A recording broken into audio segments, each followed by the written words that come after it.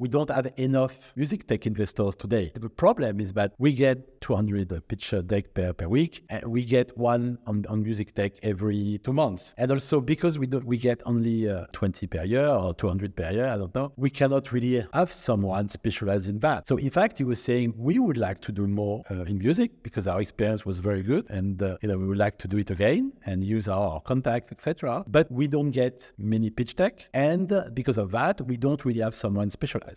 This episode is a partnership episode with Music Tech Europe Academy. They are opening their call for the accelerator program for music. Today I'm talking with Thierry. We're talking about investment in music startups. It's incredibly interesting to hear what he has to say with his 20-year experience in investing in music and the creative arts. Hi guys, and welcome back to the Sound Connections podcast. Today I'm very lucky. Thierry, welcome to the podcast. Hello everybody. Thank you for inviting me. The first time I interviewed you, I also butchered your names. I think it's difficult for me, but Thierry, you're here because we have a partnership episode with the Music Tech Europe Academy, which is a really interesting accelerator program within music tech. And Thierry, we have talked before in a different episode. People can go look at the podcast from the WISE conference. But Thierry, for people who don't know who you are and what this investor episode, partnership episode is about, who are you and what do you do? Thank you. Yes, well, I can say quite a lot about what I did, but I would say that I've been a kind of financing expert for the last 25 years. And currently, I've been working for this acceleration program for music tech in charge of the financing, the funding, because I'm the managing director of a pan-European investment network called Media Deals. We're based in Berlin, even though, as you can hear, I'm French, but based in Berlin for many years.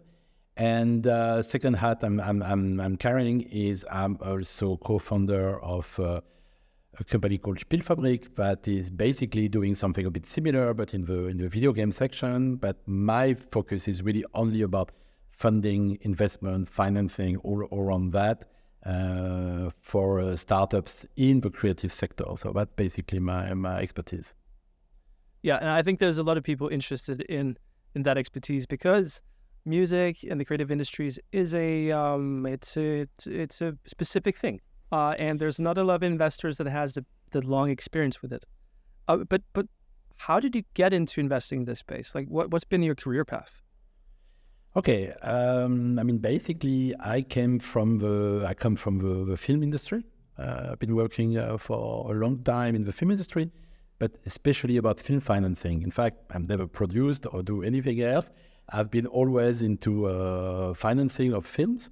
I work for quite big companies, Canal+, Vivendi, and different studios, Universal Studio in Los Angeles and Babelsberg Studio in Berlin. That's why I came to Berlin. So really about always how to get the best type of financing for creative projects. So helping creative minds, creative producers, people who have something really interested to develop, and helping them to get the right finance, I would say, and the relevant financing, and also something that could work together. So most of the time in film finance, you need to put lots of pieces together to make it work. So that's what I did for many years. And now about 10, 15 years ago, I was very interested to look more into private funding because in the film industry, as you some of you know, we're looking a lot at public funding. And the question was always the same. Okay, great, we have public funding, etc., but we cannot finance everything like that. So we always looked at where can we find private finance. And that's how I started to look into private financiers, private investors, to go into film first. And that's what I started, as I say, 15 years ago. But I did that and started to do that. In fact, quite a lot in Norway. Oh, really? And, yeah. And then after a while, it was quite difficult, as you can imagine. And many of the investors working with me or trying to work with me, basically, at some point, they were saying to me, well, in fact, we're not so interested in project, but we are more interested in companies, in startups. And film is quite difficult. I'm not going to go into that because it's going to be too long story. And I'm not sure it's so interesting for our audience, but basically we would like to look at other creative sectors. And so I had a little bit of past in music. And also, so I was very interested in that. So I started to open basically my network to more investment in companies, in startups, and open it, let's say, to audiovisual and music industry, and slowly after that on gaming. So it's always about looking for alternative ways of financing creative startups that are, let's say, are different, are specific, as you say. Also, there is a lot of competition from other sectors. And in the last 20 years, it's been a lot about technology and not less, but also not only about content, about stories, etc., which of course are still very important, but technology is getting more and more important, and obviously as well the investors that were in the network or are in the network or interested to join. Most of the time, these people made money through technology, through work they did, startup they sold or companies they sold, etc. So most of the time, and it's of course the internet generation, etc. So most of the time, these people had a strong background in technology, and therefore were most of them, I would say, are interested in content as well, but they base their investment decision or analysis a lot on technology. So suddenly along these years, this idea of content technology came together. And and today, as you know, this is something very, very important. Even on the content side, I mean, it's more and more companies who are doing content. They are also based on specific technology or develop their own technology. So coming from really film finance content, very strongly content focused, to something that is much more balanced now on technology investment with some content, with some nice stories, which is always nice. It's interesting, and we'll dive much more into that and sort of what challenges you've met through it, because I can imagine there have been many. I'm not that old myself, and my career here is still relatively fresh, but like I hear all the time how that's been a journey the last 20 years for like music tech investments, ups and downs, a lot of disappointments. So we'll go into that, but let's talk about Music Tech Europe Academy, because this is an incredibly interesting initiative that, to my knowledge, have existed for 2 years now. This is the second cohort that we go into. Could you describe more about that acceleration program, that initiative? Yes, sure. I mean, this is a program that, in fact, I started to imagine a few years ago, and I came to our main partner and a nice partner in Milan, the Music Innovation Hub, to develop that. I mean, basically the idea is to professionalize startups from the music tech industry that needs support in getting investment, but also getting onto the market, getting their product ready, etc. So it's really helping them to do that. So, I mean, the idea behind it was to say, okay, we have some very good, interesting ideas, concept in Europe, but most of them, or a lot of them, are lacking this kind of business support to go to the next level and to be able to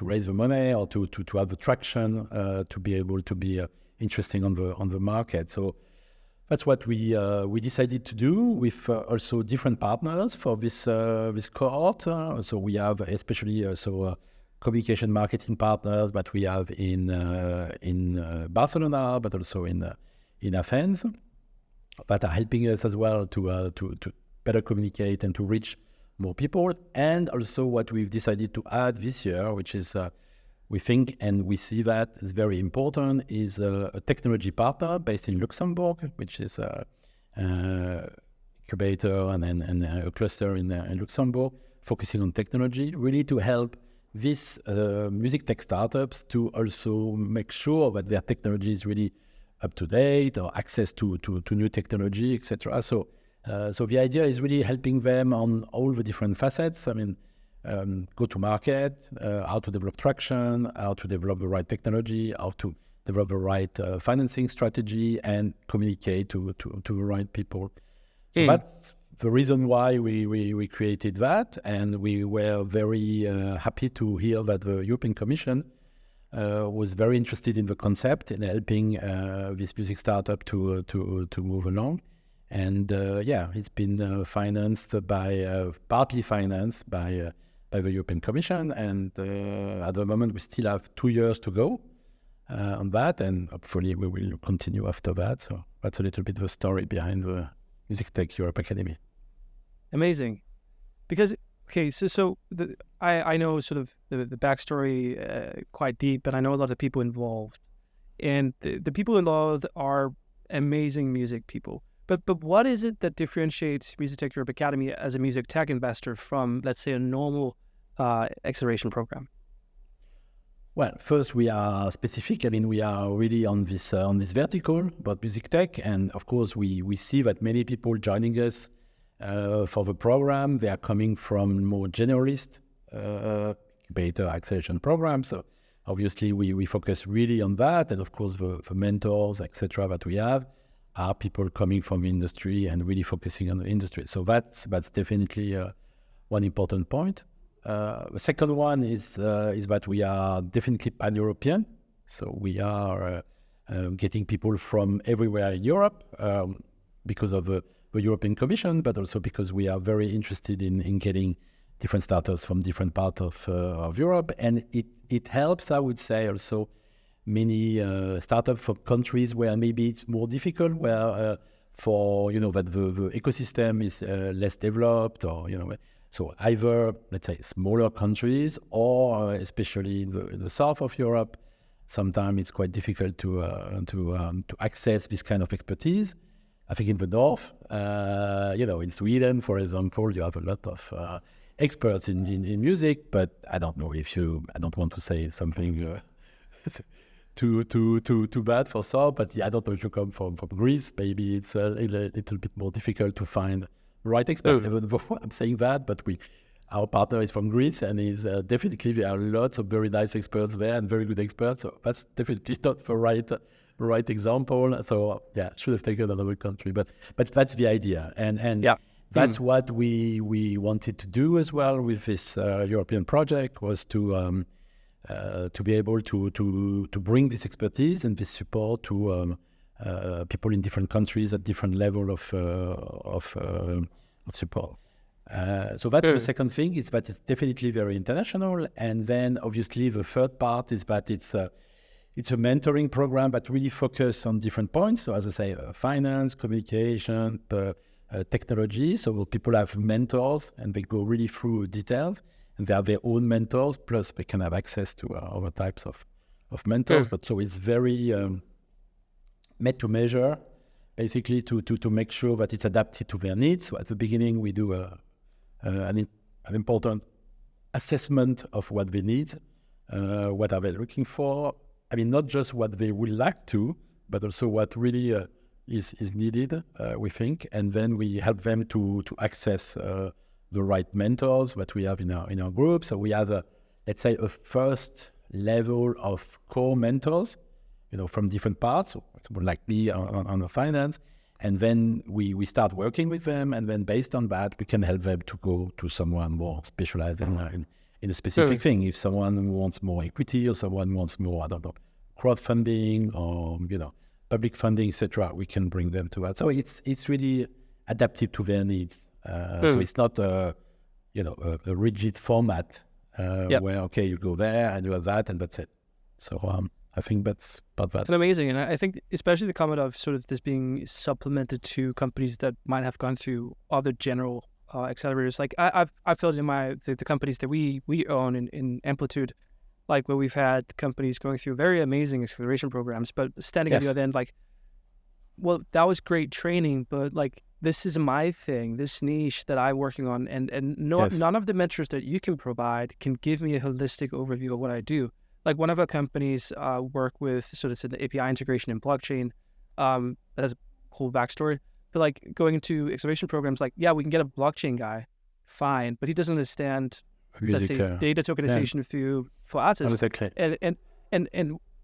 And sometimes if we go to just a plain music guy, he doesn't understand like the other technical aspects. So having a place where you can go super, super niche, like this is my specific product. Because also in my own commentary, I believe a lot of the most interesting startups right now are incredibly niche in the music industry. Like it's these big ecosystem ideas can probably be a bit more difficult for founders to really get off the ground for many different specific reasons I have a lot of opinions on.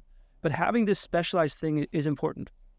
Yeah, definitely. You're also filling a gap because these offerings are not really around that many places. As far as I know, as far as I've counted, I've found like 6 or 7 globally, like relatively similar offerings with each their different perspective. But that's it. Like that's what I've been able to find. Yeah, and also not sure so much in Europe. I think in the US there are more, but in Europe, but it. I mean, in a way, it's logical. I mean, as we know, Europe is very fragmented, different countries, different languages, different habits, etc. So that's also a strong point, is that we want to work with different local incubators, accelerator, generalists or not generalists, but quite a lot are generalists. And that we say to them, okay, who in your cohort is more interested to go deeper, of course, but also going more international, because obviously, as I say, it's pan-European, so that means they meet mentors from other countries, they meet other startups from other countries, so it's also a very good way to understand what's happening in the other countries, to understand markets. I mean, suddenly when they exchange, they say, okay, I'm from Spain, I can tell you your project could work or not work in Spain because of that. So. And it's something that you don't have in a local incubator, that is by definition local. And of course, there are let's say, points that are not so positive in what in such an acceleration, because obviously I would say the main point that I'm missing is that of course we are not very close to the startup because they are all over the place. So we meet them regularly and with them a lot online, even though we have also on-site meetings, of course. But we're meeting them online, and so of course it's not the same. I mean, if you have a local incubator and every morning you see them, they tell you about the problem they had yesterday or what they have in mind, and it's not always what we get. We get more like not long term, but mid term, challenges and questions. So it's a little bit different, but I think we are very complementary, and we should be complementary to the local accelerator and incubator. I mean, we cannot replace them because we don't know the people locally. Okay, so locally, these people should help these people to grow, to set up their company, to set up their structure, and being ready to work, and also to start having a feel about how ambitious they want to be. Because I think when we talk about startup, I mean, I see a lot of startup like you, I guess, Jacob. Very often one of the first questions is really, what is your ambition with each project? And you get very, very different answers. I mean, some of them, their ambition is to do something quite successful for them, but locally, and some other people, they want to do something big, etc. But to ask them the question, which is the same thing as what is success for the creative companies, you get really, really different approach and different answers to that. And for me, it's one of the point, because of course, as you know, we invest mostly in people and how ambitious and how do they see their success. And I think, again, nothing is wrong. It's just, it has to, we're talking about identity. That's something that I'm very interested always, is to understand what is the raison d'être. What do you want to do? Who are you? So if you have this kind of ambition, don't try to get the biggest ambition. It's fine, and you will be successful within this ambition. But that needs to be clear, and sometimes there are some discrepancies. Basically, people are like that and think something else or heard about something else, and that's where it doesn't work. And then they really have troubles to, for example, raise money, because people who invest understand more that, or have maybe some experience in that, and see the discrepancy and say, okay, the product is great, but the people behind it don't understand exactly where I should go. Yeah. So that's there's a lot of layers to it. But Thierry, let's get to the basics. Is music a good place to invest? Oh, good. That's an interesting question. I think it's a sector that is interesting to invest. Yes, but like any sector, I would say, you have some good things and some projects that are not so good. I didn't mention that in the past, I also did some work in music, more in, for example, in content, in IP, in investment in IP for film music, for example, what I did. And it was very interesting, and definitely it was an interesting investment part on that. It was very, very specific. And I think that's also one of the points, is you need to be very specific. I've moved to, as I explained, more tech, so music tech, so moving from music to tech, from content to more technology, because I think on music, this is very important. And I mean, of course, the music and the content is still the most important, I would say. But yeah, the way, all this sector is organized, structured, and how it works, etc. Definitely, it needs technology, and it's been now developed for a while, and we see some very interesting companies that have been very successful in the technology. You see the platforms, etc. have changed many things. So I still think that it's something very interesting to do. The difficult question, and every time we meet at Music Tech Europe Academy, we are discussing a bit that, is that there are a lot of gaps that needs to be changed within the ecosystem and the value chain, etc. But quite small things that need to be better organized and better structured. So that's one thing. Or do we need really something very different, and something that will change completely the way music is organized today? And that's why every year I think it's exciting to see, to have a little bit of the pulse of what startups are thinking about that. So are they trying to solve some part of the value chain, saying, okay, this is not working, I've created a software, I've created an app, etc., to solve this problem? Or do we have people who really want to change things, which is not easy, but who have a vision and ambition to change different things? And I would say this year, for example, we have people more looking at smaller parts of the value chain to change, but we are interested to see what will be the next cohort and in which direction it goes, because I think it's a lot about that. I mean, we know that people who disrupted sectors are often people who are not from the sector. Uber and many cases, people from outside or disrupted. And today we are obviously many people most of the people who apply to our program are coming from music. Okay. So it would be, I would be very interested to see people outside the music, or not so much a big background in music, to apply and to see how they can do that. What was interesting, the first year we did was in fact during the COVID. That was the first year when we had a small break. What was interesting is because of the COVID and everything was down on music, on live, etc. The startups were really looking at trying more to how to use this music technology in other sectors, but were not so affected by the COVID. And I thought that was interesting. It was not easy, and it was a big surprise, at least for me. But it was interesting to really think about that, to say, okay, but because music is everywhere, everywhere. So I'm not able to all of you, you know that, but it's everywhere, and it's cross-platform. You have that in film, you have in many things, games, etc., and of course in life all the time.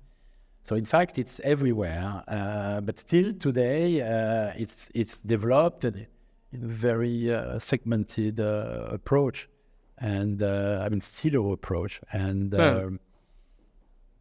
I think I'm very interested in this idea of cross-sector, definitely in general, because I think there are some new business models or new ways to develop, to get funding or to get revenues from this cross-sector thing. And I still think today it's not happening so fast. No, it's definitely. I think for me, it feels like it's a slow moving field. There's definitely important things happening. Music Tech Europe Academy is one of the pieces in that, but it's also we come from I think a very complex incentive differentiation in music. If I can give my own commentary on it, because when you think about music as a traditional, let's call it IP, or it can be a promotional company, it can be a management. When you talk about investors or acquisition, it comes from a sort of top line perspective. That usually that's how I see it. So there comes, let's say, a private equity company or someone under that say, okay, we want to invest in, it's called live promotion or festivals. They're looking like, okay, we're looking at festivals that can become very quickly profitable, and then whatever top line revenue they have, there's a multiple associated to that. So it's basically, as I see it, it's like, can we acquire something with the purpose of bringing revenue and profits into what we do, and then maybe sell it off later? Where tech in general is fundamentally different. There's more of a it's called a speculative approach to it. Like, it's not because we don't only invest in hugely profitable companies. It's like it's the companies that has potential to scale to one point, have value in whatever eyes of the beholder that is, that then can be sold. So there's like a multiple associated to it that's not directly related to how profitable and how successful the company is. So those two worlds, I believe, can be incredibly confusing for people who's trying to get into music as an investment object, because they're not that differentiated in how we communicate it. But then also music tech plays in the same environment as other tech. You get what I mean? Which means it's on a level playing field with, let's call it, more healthier ecosystem from investment standpoint, but it still has the branding of music. You get what I mean? Yeah, that's right. Yeah, that's definitely one of the challenge. I mean, to come back to what you say, I mean, to be honest, I don't think any venture capital will invest in festival or things like that. No. We don't see that. I mean, and again, I mean, there are exceptions, etc. But most of the venture capital or private investors are interested not really in making money with the project, but more like developing it, scale it, and sell it or do an exit or go to the other series A or B or something like that. Yes, it's a big problem because we are in the same music field, but we are completely different. And for me, it takes a lot of time to explain to people about what we're talking about. And as you say, we are more on the technology side than the music side. That's why I was also mentioning this thing during the COVID, is that at the end, the companies we had were they were coming from music, because we started the application before the COVID, so people came, but during the COVID, people suddenly said, okay, we should do what we do is applicable to other sectors. Yeah. But yes, as you say, the problem is as soon as you talk about technology, you are in competition with many other sectors, health tech, deep tech, etc. But as you say, are healthier or maybe more, see more. So I think it's a lot about, it's complex, but it's a lot about starting from a sector that everybody knows and then you're close to it. For example, the health sector, not everybody knows that or understand that, but everybody's listened to music, so everybody understands that or knows that and see that it's something that is it could be popular. And but it's explaining that it can go beyond just music. So that's why the cross-sectoral thing is very important. I was talking this morning to a startup from game, and in technology for game, and basically at the end he said, well, we could apply this technology to music and to film, and so I think that's really the idea, is to start from music, and there are lots to be done. But yes, in terms of scalability, it's possible that at some point you need to move, or you need to adapt it to other sectors.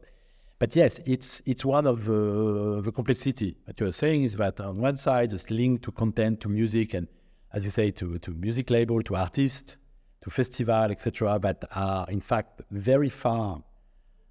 It's still in music, but very far from the type of investment, or the type of how people invest. And it's also close to technology, where people have more habits or better understand in terms of investment, but it's in a specific sector that they don't really understand. That makes it quite complicated. As I say, I'm used to it because that's unfortunately what I've chosen to do for 25 years, is always to work between things that are that are a bit content and people like film or game, but at the same time touches other things. At the same time, I think that makes us different from the other typical tech companies. I mean, every time we talk to investors, either in film or music or game, I mean, at some point you discover that they are music fans or it's really something interesting for them. So I think this point is a very important point. And to be honest, today, I don't think we know very well how to play with it. I think film is better to play with it, for example. I mean, you invite people at Cannes or in Berlinale, and people are quite happy about that because you have this kind of... in music, I think we could do more, and in gaming, it's definitely needs to be much more done. It's not done yet. But I have to say this content touch is I think is playing a role. If I'm doing quite a lot of capacity building for investors that are not from music, and at the end, the people who are interested or want to look at is because they like music and they are interested to be part of it for different reasons.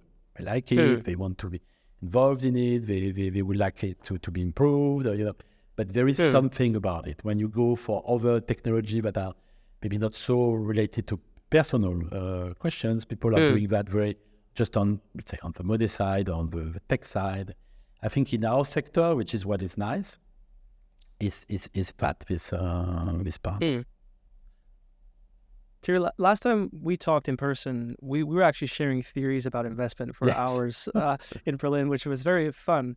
And I won't get into those talks, but I have a new theory for you, Thierry, that I would like to try with you. And it might not be right, but I've been trying to think. Okay, so from an investor outside of that industry, and we would say to them, hey, you need to invest in music tech, and what would be the advantage for them to invest in music tech compared to other industries? And this is what my take on it. There's a now scenario, and then there's a future scenario. And the now scenario, as I see it, from the most natural argumentation is one, it's a diverse investment. The same way they would use to say that, for example, IP rights, if that's hypnosis on the London Stock Exchange, is a diverse asset class, then music is a diverse investment in an industry that might be a small part of your portfolio that could be interesting. And the second thing is that it has a cultural, emotional, historical impact as a product that's attractive. I believe there's many more of these things to sort of be explained, but I think that's the narrative that's present right now. Like that you easily can tell people and they can understand. But then there's a future, and I have my own theories, and I won't get into that now. But do you believe that that's what people understand now, or is that sort of where we are when it comes to, let's say, general investors coming into the market? Is that the advantage they see? Yeah, no, good question. I'm not completely sure. I mean, of course, it's all about exceptions. So of course, you will always find someone who will say to you, that's... But for example, this diversity thing, I've been playing that for many years. It's not working really well. Okay.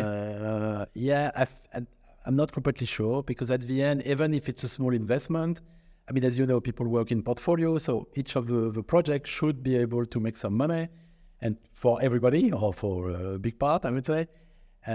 So even if it's diversity, it means, okay, we are doing that, but we know from the beginning that it's not going to be big. So I'm not sure it's about diversity. What could help is that they co-invest with someone which is his core investment expertise. That I think could be good to say. I mean, could be something that works. That's to say, okay, my 10th investment, okay, I'm doing it with someone who is really specialized in this sector.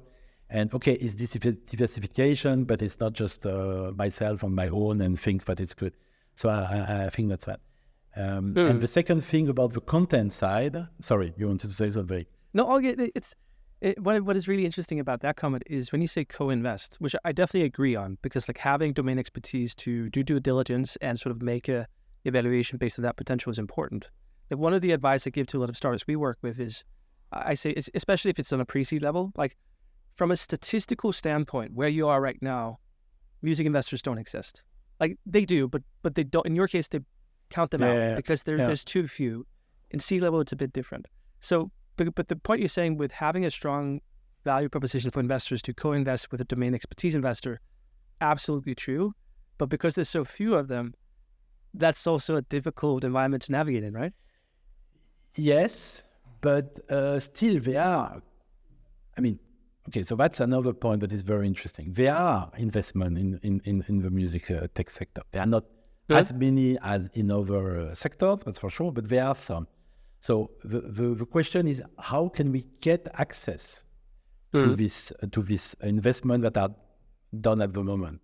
And that is, there is no place today where we could see, okay, at the moment for this startup, there are a couple of investors interested and understand that, and they are still looking for someone. I mean, you find that when you have people pitching and they say, yeah, we've raised already half and we're looking for the rest, so you can do that. But it's it's like that. It's not really automatized. But so that's something that I think would be interesting to do.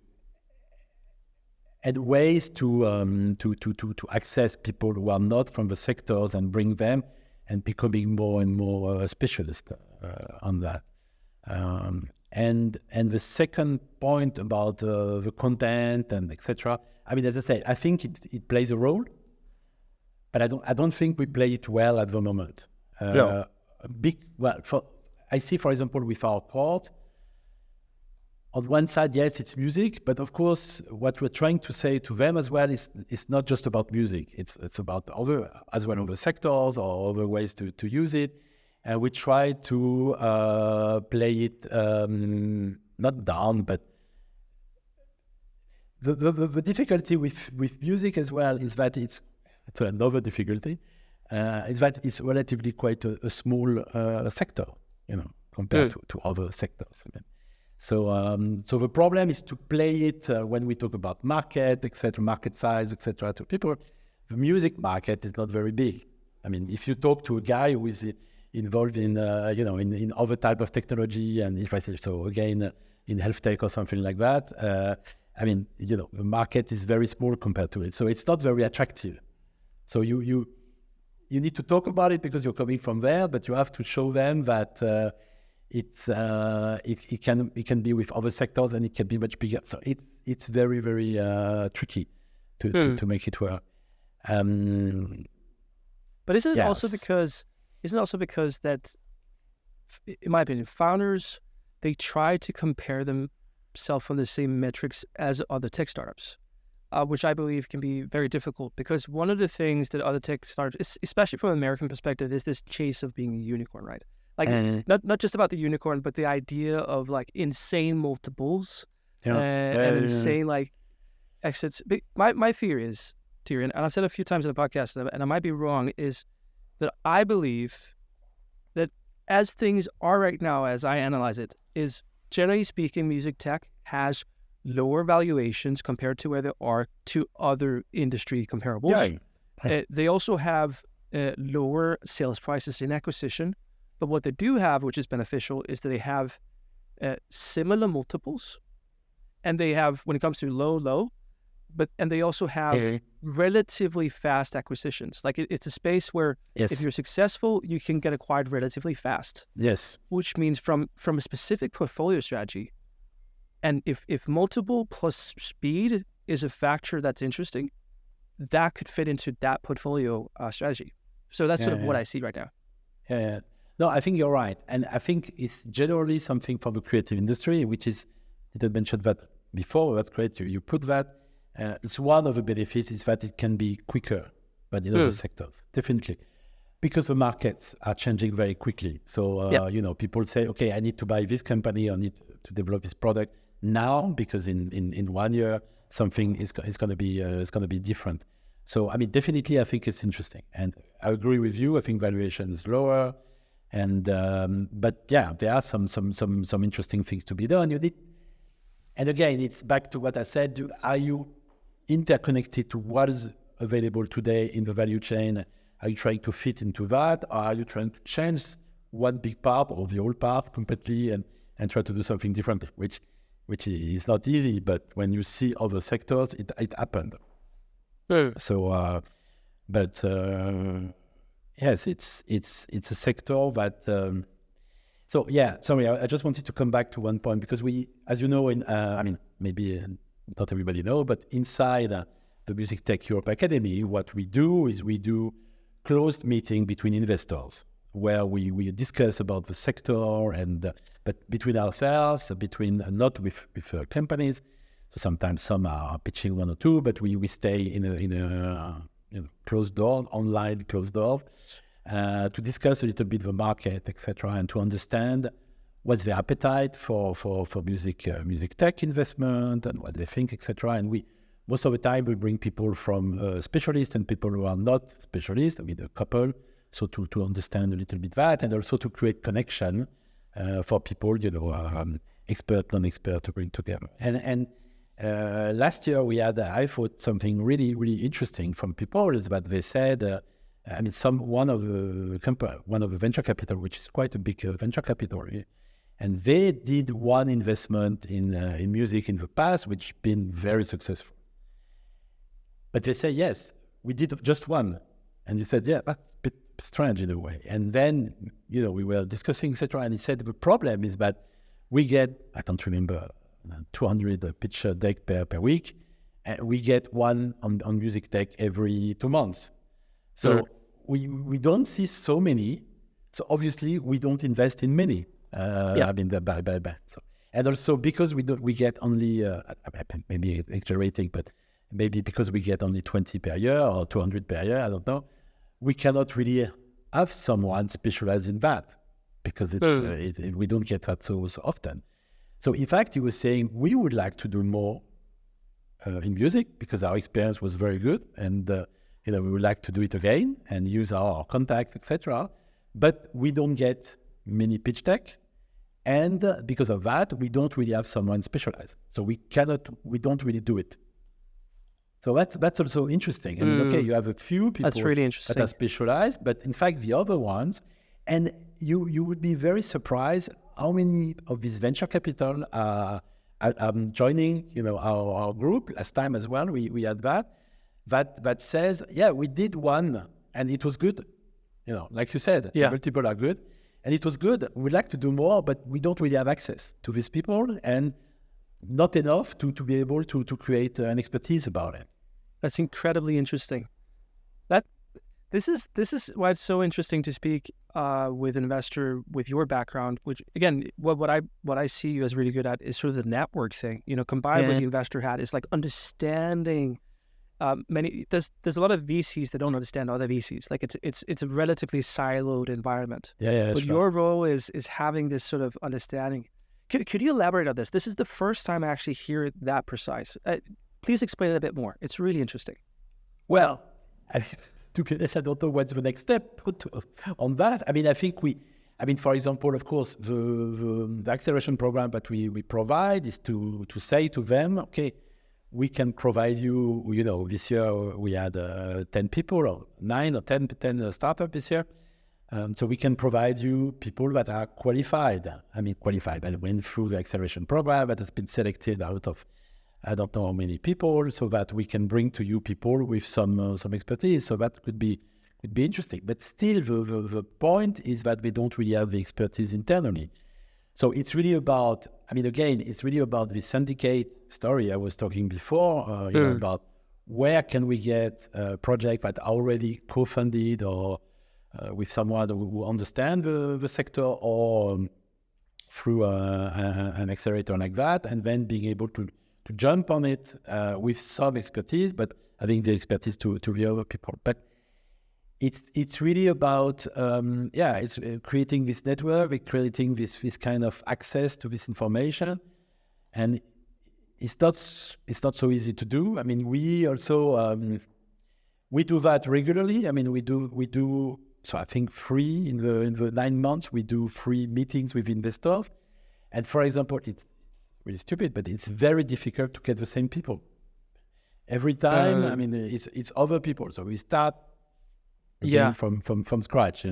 It's not very often that we have the same people or a few people coming. So we that's something that for example, I've been creating in film or gaming, and I still haven't made it in music tech, is to create like really a structured network, so that we have people, and then we can base on that, and they can exchange about project, etc. And again, it's for the same reason: is that they are not specialized in music tech, so they don't really have time for that. And when we ask them to join, they say, well, yeah, but it's going to be a bit like last time, which is also the one of the not the issue, but one of the questions when we talk to investors in general, and especially non-expert investors, is that on one side they want to discuss with other people to get knowledge, to understand better this, but they want to see pitches. They want to see concretely, okay, who are these people, and what sort of project do we have, etc. So it's a mix of that, and so that's fine. But the problem is to find good projects. To find good projects who are ready for investment. Yeah, and it's not many, and it takes time. And so that's for example my job at the Music Tech Europe Academy. At the end, we took 10. After 6 months discussion with that, just a few, very few, are basically ready for investment. I mean, and the problem, of course, if they all think that they are ready for investment, they all think they need investment. And my role, which is not nice always, is to explain to them, or try to explain to them, that in fact, equity investment is not a good idea for them. Either because if they're not going to get it, and so it's going to be a lot of effort, etc., because they don't have the right business model, the right ambition, and all that, or because they are cheaper way to finance their project in a different way. And because, of course, it's expensive to access private equity or investor. And it's difficult to understand for them, because obviously they need money. And they say, well, it doesn't matter how much it costs. But there are different ways, and people have difficulties to understand. I mean, last year, we had someone, for example, who could have, because he had already clients, etc., he could have a bank loan at a very good price. And I was trying to explain to him that it's much better to focus on his clients and maybe get a bit of bridge financing on a loan instead of having private investors, because it's not going to work. And he already had. And he was always saying, yeah, we break even. That's not interesting for investors. Nobody wants to have a company that breaks even already. I mean, but that is difficult. And that's my job. I'll do it. I try, but people either don't listen. So the problem of presenting good pitches, there are some good, but it's a problem as well. We don't have so many at the end on that. There's so many interesting layers to this. One of the things that I hear, because I speak about this all the time, we're speaking together next week in Berlin, right? Yeah, that's right. Yeah, we're the same panel about music tech investment, so this happens all the time. I hear a lot from the startup side, which is very important. But what I don't hear as much, because there's not a lot of in-depth knowledge like the one you bring right now, is from the investor side. So if I could just simplify a bit what you said before and have you confirm it to me, is when you talk with investors in this space, either through Music Tech Europe Academy or the environments, there is several cases or general consensus that music could be interesting to invest in. There's previous successful investments. And the reason why those don't come again in circles is primarily based on the lack of competence or like specialization to really understand the investment case and be sure that this is a good investment from our strategy. Like, it is the specialization need, it is the understanding needed that, generally speaking, is lacking in order to make success stories come back around and feed into more investments. Yes, of course, that you need the specialization, but it is based on a kind of quantity threshold that you need. If you also to be able to compare, to understand, what's happening in the market. If you get, I'm sure I'm exaggerating, if you get 20 pitch deck per year on music tech, there's a good chance that there are only 2 that could be interesting. It's only 2. If you get 200 per week, on health tech, there's a good chance that there will be 20 interesting, and you can start comparing, and you can start understanding more the market, where it goes, etc.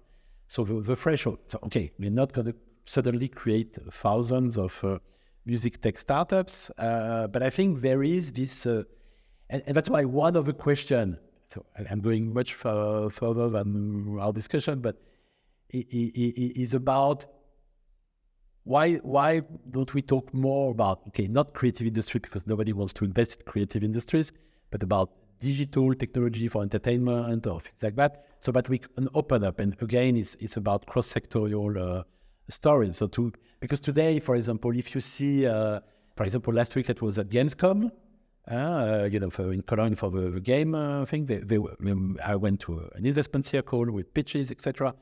I was a jury there, and the first company who came there was a music generative startup for game.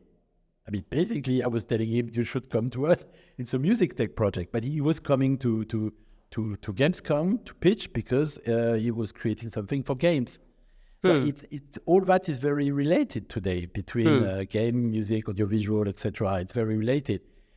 So maybe like that, we could come to a certain size that is maybe more appealing to people. So you don't have a music tech specialist, but someone who is more, specialist in this kind of digital technology for that, including music. It's connected. It's all connected. And it's back to what I say with during the COVID. Is that, the idea was to find other ideas beyond just the music sector, because it was not existing. I don't know. It's an idea. Of course, we want something specialized. So, as you said at the beginning, people who understand music sector. But I think in terms of accessing more investors, maybe we need to be a bit more broader and having people from different sectors working about music, and maybe that could be could have a bit more startups, quality stuff. Yeah. So playing into, if music plays into in other industries that might be more familiar for investors to receive, they might have a higher sense of due diligence and recognition of the products, the startups. That's right. Maybe you get someone, a VC who had an experience in gaming, and see that within the scope and understand, okay, that also could be applied to the gaming sector, etc. And could be also interesting. It's really about opening, because I think, Jacob, we are clear about that. We don't have enough music tech investors today. At the end, that's the point. And all we're trying to do is to see how can we bring new people on board. And yes, explaining them what is music, what could be interesting. What music tech could be interesting, but it's maybe not enough.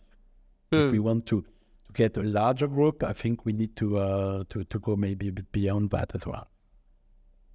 While you was talking 5 minutes ago, I had a really interesting thought. So you said that the amount of pitch decks that investors would receive within a certain industry, let's say the music industry, would also define the amount of focus they would have, knowledge, updated, their own due diligence, but also, of course, yes, that will lead to also specialized people over time.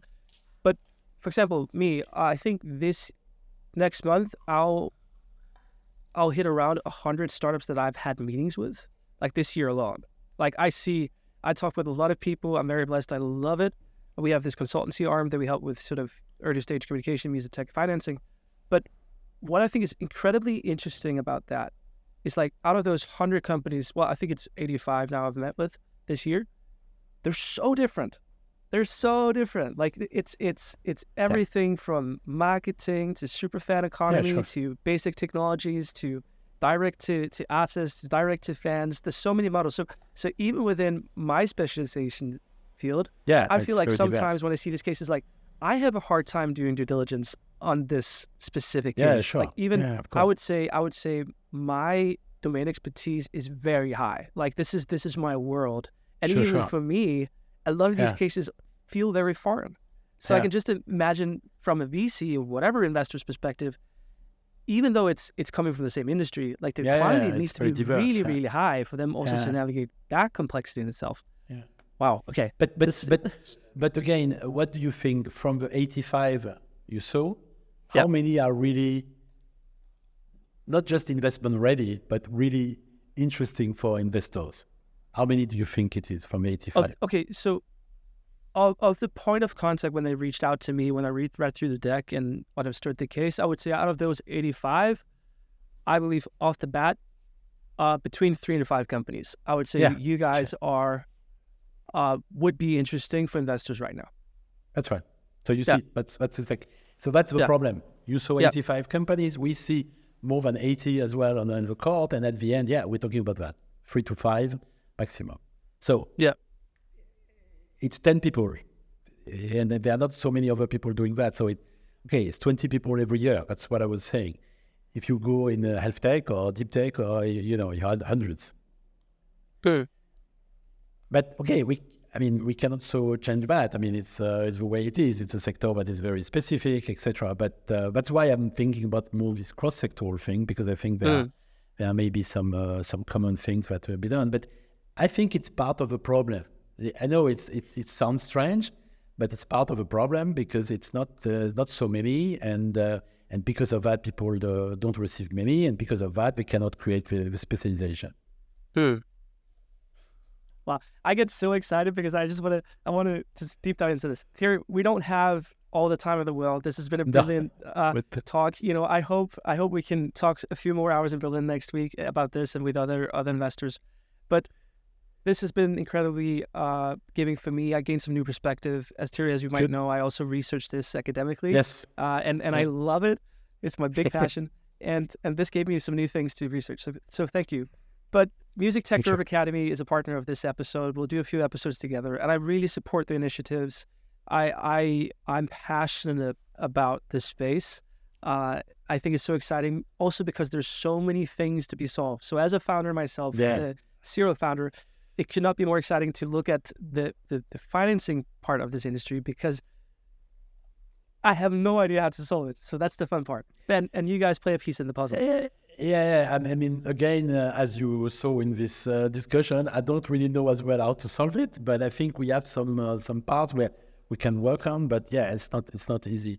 So I mean, I forgot to say that the call for application, otherwise, call for application is in fact coming out next week for the New Vision conference where we are together. So on the 5th of September, and I think it's closing, I hope I'm not wrong, mid-October, but you can see that on our website. So we are looking for really good startups in music tech from all over Europe to apply. And the idea is to get really some interesting mentoring. I will take care of most of the people on the financing side and the investment side to discuss their projects. So yes, if you are interested to apply for the acceleration program, it's the right time now, from September 5th to October 15 or 13. Amazing. Try to do some advertising now on that promotion. We'll do that at the start of the episode when we're together. So that's Okay. great. Well, Thierry, this was a pleasure. We'll see each other in a week's time, and thank you for your insight. Thank you, Jacob. It was very nice. Thank you very much.